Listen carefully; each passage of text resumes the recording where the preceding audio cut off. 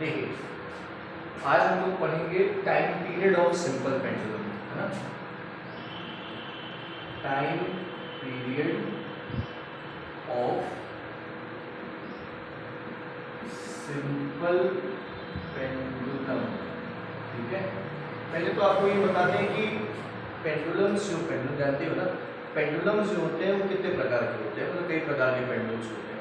हम लोग को 9th में सिंपल पेंडुलम ही पढ़ना है अभी फिलहाल, लेकिन अब होता क्या है कि एक होता है सिंपल पेंडुलम, साधारण सा पेंडुलम जो क्लॉक में होता है, नॉर्मल पेंडुलम, ये पेंडुलम सिंपल पेंडुलम। जैसे इसमें क्या होगा, स्ट्रिंग होगी, इन इलास्टिक स्ट्रिंग, ये खींचनी नहीं चाहिए, ठीक है। और लगभग ये मासलेस होनी चाहिए, ठीक है। ये इन इलास्टिक होनी चाहिए और क्या होनी चाहिए, मासलेस स्ट्रिंग होनी चाहिए। इसके मास से पेंडुलम के टाइम पीरियड को फर्क नहीं पड़ना चाहिए। ये बॉब है सिंपल पेंडुलम का, बात समझ आ गई। यही रोटेट है, ऑसिलेट करेगा ऐसे टू एंड फ्रो। अब एक आता है कंपाउंड पेंडुलम। कंपाउंड पेंडुलम क्या है, मतलब आप ये समझ लीजिए कि कंपाउंड पेंडुलम में अलग अलग सस्पेंशन होते हैं। मान लीजिए ये एक स्ट्रिंग हमने बना दी, पेंडुलम ने बना दिया, एक रॉड बना दी। अब उसके यहाँ से भी उसको सस्पेंड किया जा सकता है पेंडुलम को, यहाँ से भी, यहाँ से भी, यहाँ से भी, यहाँ से भी, यहाँ से भी, ऐसे करके पेंडुलम को अलग अलग जगह से सस्पेंड किया जा सके। यहाँ से सस्पेंड करके टाइम पीरियड निकालो, फिर यहाँ से सस्पेंड करके टाइम पीरियड निकालो, यहाँ से उल्टा करके भी आप टाइम पीरियड निकाल सकते हो। तो कंपाउंड पेंडुलम में अलग अलग पॉइंट ऑफ सस्पेंशन से क्या निकाला जा सकता है, टाइम पीरियड निकाला जा सकता है, ठीक है। फिर कोनिकल पेंडुलम भी आता है, कोनिकल पेंडुलम। कोनिकल पेंडुलम मतलब आप समझिए कि अगर ये पेन है तो ये कोनिकल पेंडुलम, बस सुन में एक बार घुमा दिया तो ऐसे ऐसे घूमे तो क्या बन जाता है, कोनिकल पेंडुलम बन जाता है, ठीक है।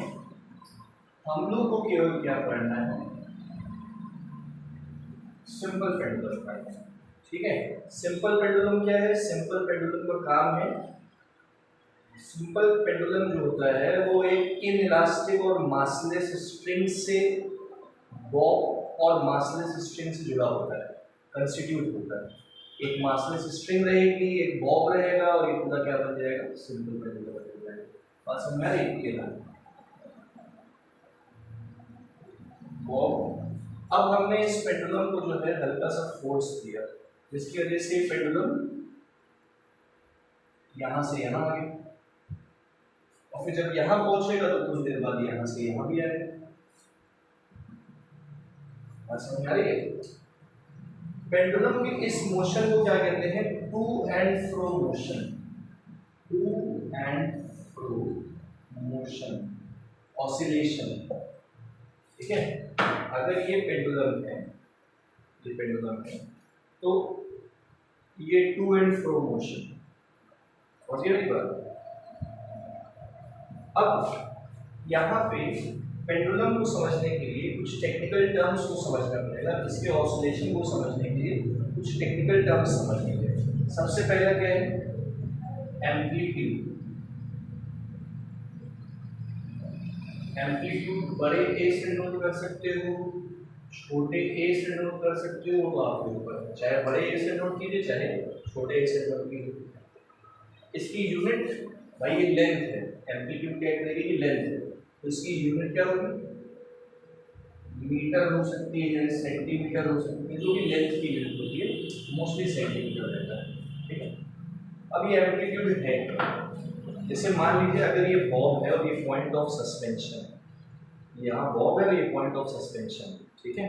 तो होगा क्या कि यहाँ अगर हमने फोर्स लगाया तो ये पेंडुलम कितना ऊपर तक जा सकता है, ये हो गया मीन पोजीशन और ये कितनी एक्सट्रीमिटी तक जा सकता है, मैक्सिमम कितना जा सकता है। इतना जाता है तो एम्पलीट्यूड नहीं, इतना जाता है तो एम्पलीट्यूड नहीं, इतना जा सकता है। तो ये दूरी क्या कहलाती है, amplitude. What is amplitude? The maximum displacement of the Bob from it's mean position. The maximum displacement of the Bob from it's mean position is called amplitude. आगे समझ में सिंपल है। एम्पलीट्यूड के बाद क्या आता है, time period. Time period of pendulum का मतलब time taken by the pendulum to complete one oscillation. Pendulum को एक ऑसिलेशन कर, लिख लीजिएगा अगर लिखना हो, time taken by the pendulum to complete one oscillation. एक ऑसिलेशन करने के लिए जो टाइम लगता है वो क्या कहलाता है, टाइम पीरियड। जैसे आप ये समझिए ये पेंडुलम है, ठीक है, तो एक ऑसिलेशन क्या है पहले आप ये समझिए, ठीक है, ये है, ऐसे गया, ऐसे आया, ऐसे गया, वापस आ गया। तो इधर इधर इधर और इधर जाने में जब वापस अपनी जगह पे आ जाए तो इसे एक ऑसिलेशन कहते हैं। गिनिए मेरे साथ, एक, दो ऑसिलेशन हो गए, तीन ऑसिलेशन, चार ऑसिलेशन। कहने का मतलब ये है कि टू एंड फ्रो मोशन क्या कहलाता है, ऑसिलेशन। तो एक टू एंड फ्रो, देखो गया आया, ये एक ऑसिलेशन, समझ गया मेरी बात। तो इस एक ऑसिलेशन को करने के लिए जो पेंडुलम टाइम लगाएगा वो क्या कहलाएगा, टाइम पीरियड। इसकी यूनिट क्या होगी, टाइम पीरियड को कैपिटल पी से डिनोट करेंगे और टाइम पीरियड आप जानते हो सेकंड पी। फिर आता है फ्रीक्वेंसी। फ्रीक्वेंसी क्या है, कितनी फ्रीक्वेंटली ऑसिलेट कर रहा है, कितनी फ्रीक्वेंटली, एक सेकंड में कितने ऑसिलेशंस किए। What is frequency, number of oscillations in 1 second. Number of oscillations पर सेकंड को क्या कहते हैं, फ्रीक्वेंसी।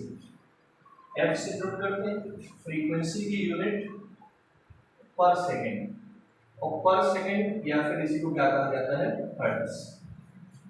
फ्रीक्वेंसी की यूनिट पर सेकंड कह सकते हो या क्या कह सकते हो, हर्ट्ज।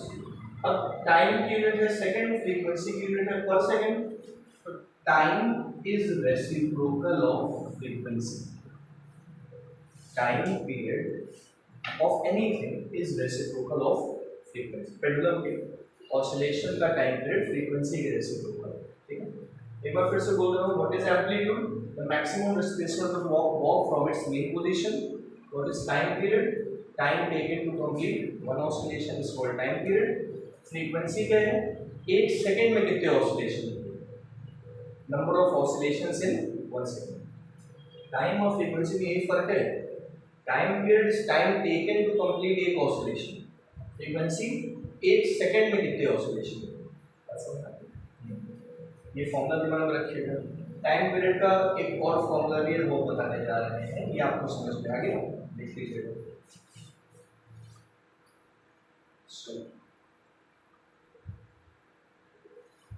अब देखिए एक सिंपल पेंडुलम का जो टाइम पीरियड है वो किन फैक्टर्स पर, हाँ, एम्पलीट्यूड, टाइम और फ्रीक्वेंसी के साथ एक और चीज है, effective length. Effective length of pendulum. Effective length of pendulum क्या है, मान लीजिए पेंडुलम है, ये स्ट्रिंग है और ये कनेक्ट कर दिया बॉब, सही है। तो बॉब का रेडियस कितना ले लिया, आर।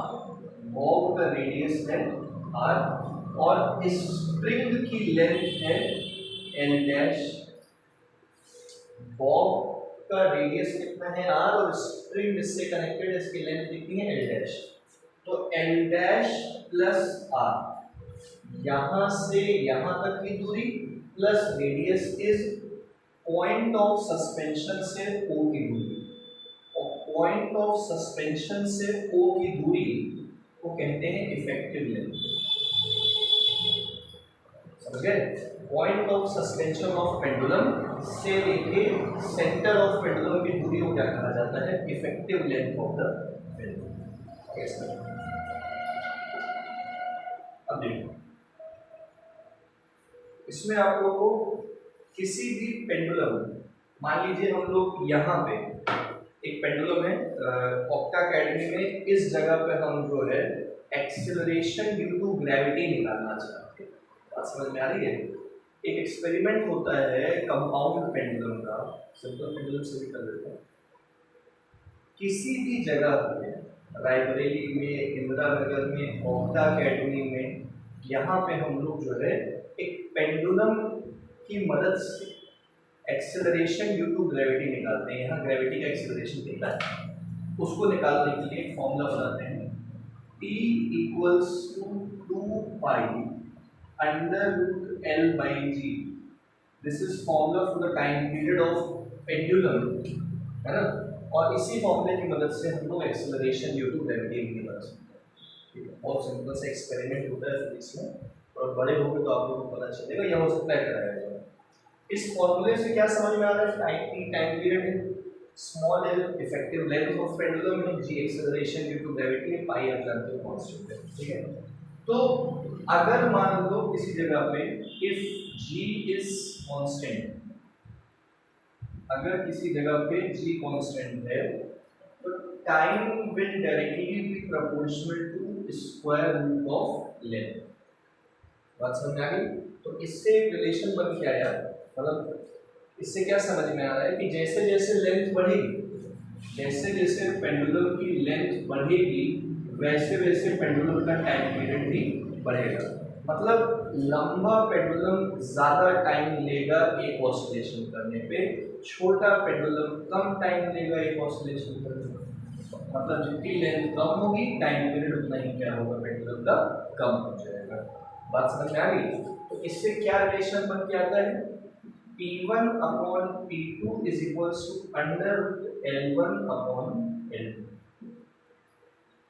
दो अलग अलग पेंडुलम है, एक की लेंथ है L1, एक की लेंथ कितनी है L2।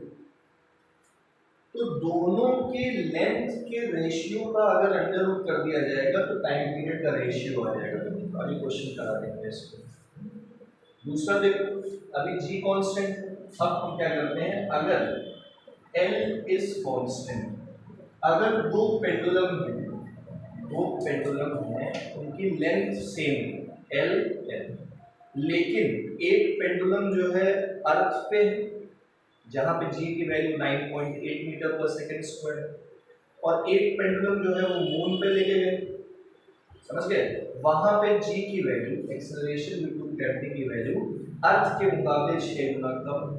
इसका मतलब दो सेम लेंथ के पेंडुलम अलग अलग जगह पे टाइम पीरियड कैलकुलेट करने का काम कर रहे हैं, जहां पे G अलग अलग है। तो अब देखिए यहाँ पे T will directly be proportional to, inversely proportional to square root of G। Time period is inversely proportional to square root of G का मतलब अगर जहां ग्रेविटी ज्यादा, जहां एक्सेलरेशन ड्यू टू ग्रेविटी ज्यादा, वहां टाइम पीरियड क्या लगेगा, कम, और जहां ग्रेविटी कम, एक्सेलरेशन ड्यू टू ग्रेविटी कम, वहां टाइम पीरियड क्या लगेगा, ज्यादा। तो अगर दो सेम लेंथ के पेंडुलम्स को अर्थ पे और मून पे अगर ऑसिलेट कराया जाए, तो मून पे ग्रेविटी कम है तो टाइम पीरियड वहां एक ऑसिलेशन का ज्यादा लगेगा, और जहां अर्थ पे ग्रेविटी ज्यादा है तो टाइम क्या लगेगा, कम, मतलब खट से ऑसिलेट लगेगा। इससे रिलेशन क्या बन के आएगा, जिसमें न्यूमेरिकल लगेंगे T1 upon T2 equals to under root G2 upon G1। समझ में आया? देखो सामने सामने थे तो 1 1 2 2 सामने सामने रहेगा, ऊपर नीचे है तो 1 ऊपर तो ये 1 नीचे, ये ऊपर तो 2 ऐसे नीचे हो जाएगा, मतलब इनवर्सली प्रोपोर्शनल आ गया। डायरेक्टली प्रोपोर्शनल L बढ़ेगा T बढ़ेगा, इनवर्सली प्रोपोर्शनल G बढ़ेगा T घटेगा। क्लियरली समझ में आ गया? बहुत बढ़िया, लिख लीजिएगा।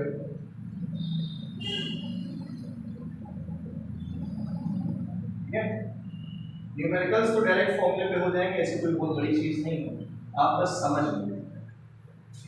अब ये जो टाइम पीरियड है पेंडुलम का, ये किन फैक्टर्स पर डिपेंड कर रहा है, फैक्टर्स अफेक्टिंग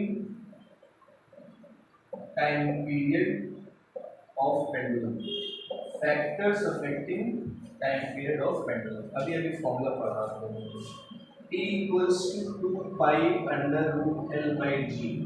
तो एक फैक्टर तो हो गया, time is directly proportional to square root of length, effective length पर डिपेंड करेगा, बढ़ने से बढ़ेगा। और दूसरा acceleration due to gravity at that place पे डिपेंड करेगा, ये बढ़ने से ये घटेगा। तो दो फैक्टर्स को किस पे डिपेंड करता है, किस पे डिपेंड नहीं करता है, factors which do not affect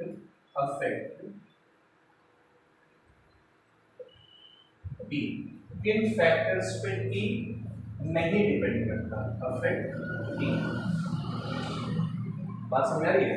एक तो मास ऑफ बॉब पे नहीं डिपेंड करता, बॉब के मास से इसका कोई मतलब नहीं, ठीक है।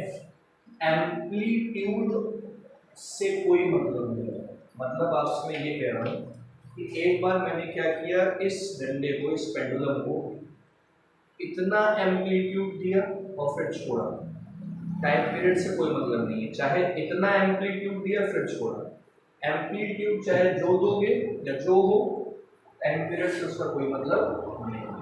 मतलब इतना एम्पलीट्यूड दो के छोड़ोगे तो भी उतना ही टाइम पीरियड होगा अगर लेंथ और जी सेम है, इतना एम्पलीट्यूड दे के छोड़ोगे तो भी टाइम पीरियड उतना ही होगा अगर एल और जी वही है। तो इन फैक्टर्स पे डिपेंड नहीं करता।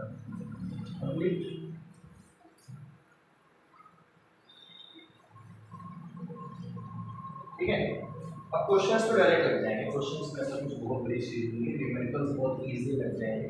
ठीक है, मान लीजिए क्वेश्चन पूछा गया, it takes 20 seconds for a pendulum to vibrate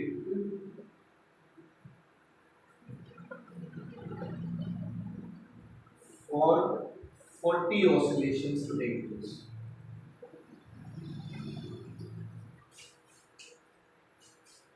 बीस सेकेंड लगते हैं 40 ऑसिलेशन, 20 सेकेंड लगते हैं 40 ऑसिलेशन करने पे, तो एक सेकेंड में कितने ऑसिलेशन करेगा, 40/20 ऑसिलेशन करेगा। मतलब एक सेकेंड में वो पेंडुलम कितने ऑसिलेशंस करेगा, 2 ऑसिलेशंस। एक सेकेंड में पेंडुलम ने कितने ऑसिलेशंस किए, 2।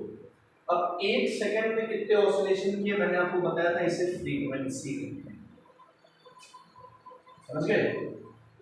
एक सेकेंड में जितने ऑसिलेशन किए दैट इज कॉल्ड फ्रीक्वेंसी। तो फ्रीक्वेंसी आ गई 2 पर सेकेंड यूनिट लिख दीजिए या हर्ट्ज लिख दीजिए। अब टाइम पीरियड का फॉर्मूला बताया था 1/फ्रीक्वेंसी, तो 1/2 कर दो, ये कितना आ गया 0.5 सेकेंड। मतलब ये ऑसिलेशन करने में आधा सेकेंड लगा। तो हम लोग इस क्वेश्चन में क्या क्या निकाल लिए, फ्रीक्वेंसी और टाइम पीरियड। बहुत ही आसान क्वेश्चन है भाई, ये सब तो बकवास ही है, 9th में कुछ है नहीं पढ़ने जैसा, फिर भी बच्चे पढ़ाई नहीं करते, पता नहीं क्या नहीं पढ़ाई करते, खेल लो कूद लो, अरे थोड़ा बहुत खेलो कूदो, पढ़ो भी भैया, यही 4 साल आपके लिए बहुत जरूरी है।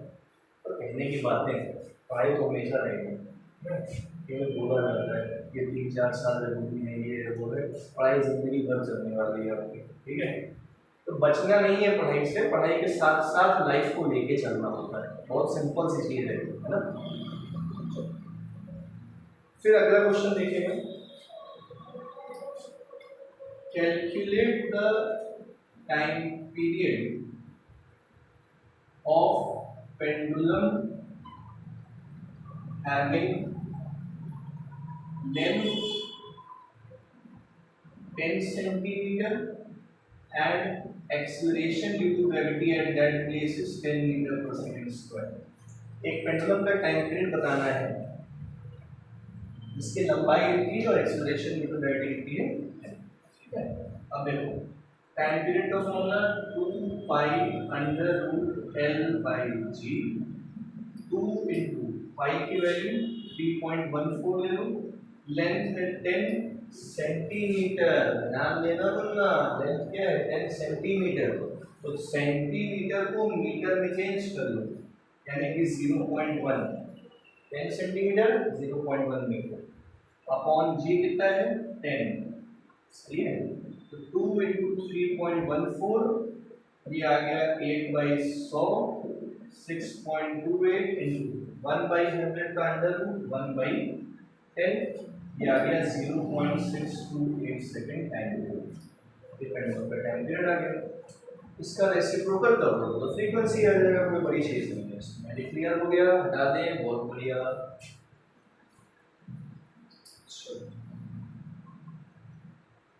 अच्छा, एक चीज बता दें आपको, एक पेंडुलम होता है सेकेंड्स पेंडुलम, एक टर्म है seconds pendulum. What is seconds pendulum? Seconds से समझ में आता है नाम से, एक ऐसा पेंडुलम जिसका टाइम पीरियड 2 सेकंड होता है। अब pendulum whose time period is 2 seconds, समझ गए?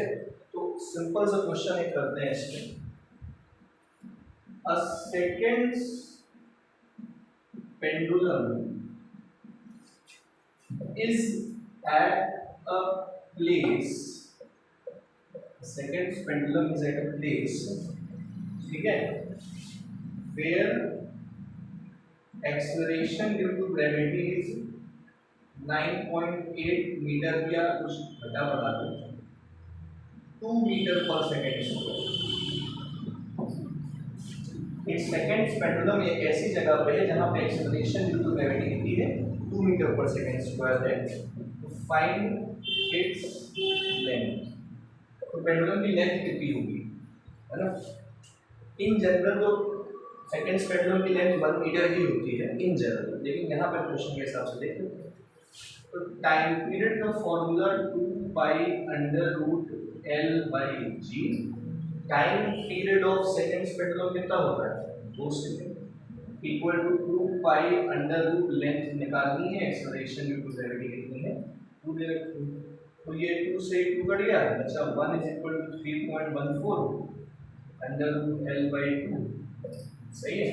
इसको नीचे ले आओ, 1 divided by 3.14 equals to under root L by 2, दोनों साइड स्क्वायरिंग कर दो, 1 का स्क्वायर 1, 3.14 का स्क्वायर लगभग 9.92 समथिंग आएगा, हमने 10 ले लिया, इक्वल्स टू एल बाई 2, ये 2 से कटा 1/5, 0.2 मीटर की लेंथ निकालनी है, समझ गए।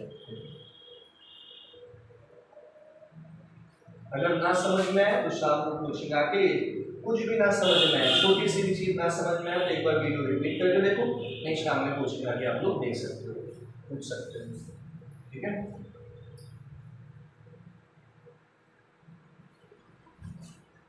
आगे देखिए अगला सवाल।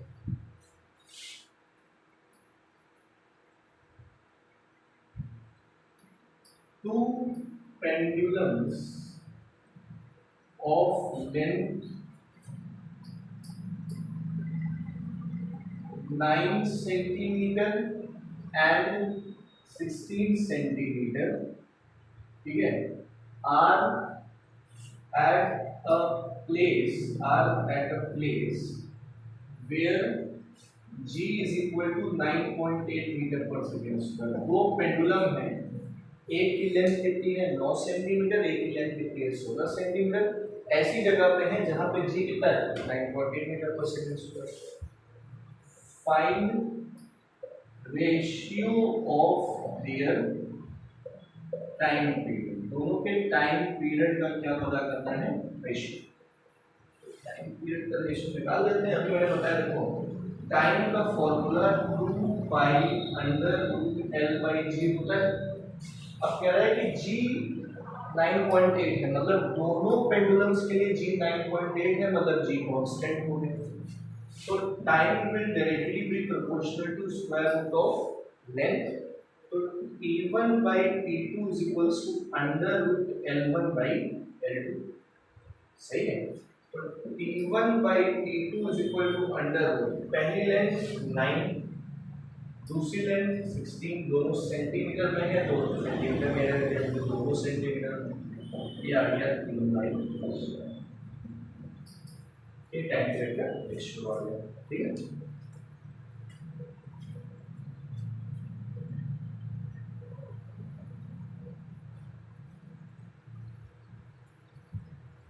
आगे होगा समझ में। मतलब ऐसा कुछ बहुत टफ चीजें नहीं है, सिंपल क्वेश्चंस है। एक और बताता हूँ आपको, ये मैंने कल तो आपका कंसेप्ट क्लियर हो जाएगा। ये लिख लीजिएगा,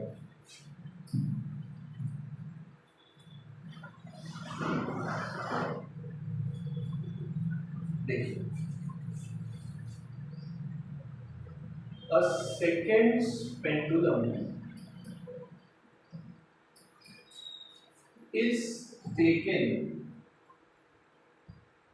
at a place where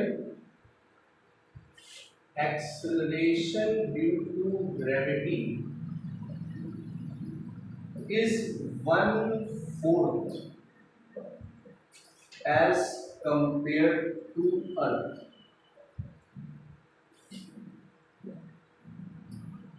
एक सेकेंड पेंडुलम को ऐसी जगह लेके गए जहां पे एक्सेलरेशन ड्यू टू ग्रेविटी अर्थ से 4 गुना कम है। Find time period of pendulum eight that place. उस जगह पे पेंडुलम का क्या पता करना है, टाइम पीरियड। अब भाई पेंडुलम तो वही है, मतलब उसकी लेंथ तो वही रहेगी, चाहे धरती पे चाहे ऊपर लेके जाओ पेंडुलम तो बदला नहीं है, तो लेंथ वही रहेगी, लेंथ कांस्टेंट है। अब आपको पता है कि टाइम पीरियड का फॉर्मूला 2π√L/g। अब की बार लेंथ कांस्टेंट है तो time is inversely proportional to square root of acceleration due to gravity. मतलब T1/T2 is equal to √g2/g। आगे फॉर्मूला समझ गए? अब समझिए दिया क्या क्या हुआ है, गिवन क्या क्या है, सेकेंड्स पेंडुलम है, मतलब इसका टाइम पीरियड कितना हो गया, 2 सेकेंड।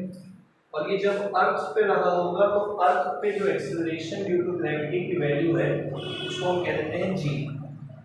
अरे 10 मीटर पर सेकेंड ले लो, 9 पॉइंट ले लो, हमने जी कह दिया। अब बताइए उस जगह पे टाइम पीरियड क्या होगा जहां पे एक्सेलरेशन ड्यू टू ग्रेविटी की वैल्यू अर्थ के मुकाबले 4 गुना कम है। मतलब T1 2 सेकेंड है, सेकेंड्स पेंडुलम, जहां पे जी की वैल्यू जी है। सेकेंड्स पेंडुलम का टाइम, उस पेंडुलम का टाइम पीरियड क्या होगा T2 निकालना है, जहां पे जी की वैल्यू 1/4 है। इस फॉर्मूले में पुट करो, T1 की जगह 2, T2 निकालना, G2 की जगह G/4, G/4 और G1 की जगह G, तो G कट गया। 2/T2 is equal to √1/4, 2/T2 is equal to 1/2, 2 * 4। मतलब जहां पे G की वैल्यू 4 गुना कम हो गई वहां टाइम पीरियड 2 गुना बढ़ गया, 2 से कितना हो गया 4।